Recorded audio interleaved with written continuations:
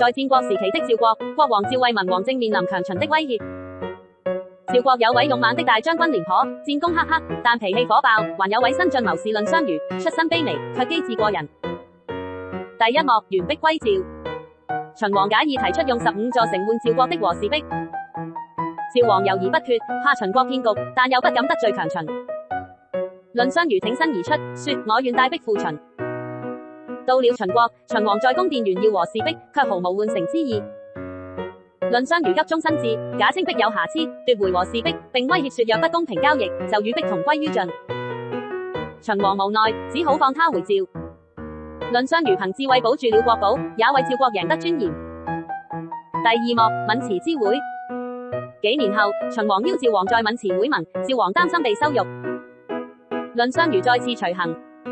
會上，秦王故意讓趙王鼓瑟，羞辱趙國。藺相如不慌不忙，請秦王擊否，並揚言若不配合，趙國將以武力抗秦。秦王被震懾，勉強擊否，雙方平分秋色。藺相如的機智再次讓趙國免受屈辱，趙王封他為上卿，地位高於廉頗。第三幕，將相和。廉頗聽聞藺相如地位超過自己，很不服氣，揚言要當面羞辱他。藺相如卻處處忍讓，見廉頗就繞道走。手下不解，問他為何如此懦弱。藺相如說：秦國不敢攻趙，因為有我和廉將軍在。我若與廉頗爭鬥，趙國內亂，秦國必趁虛而入。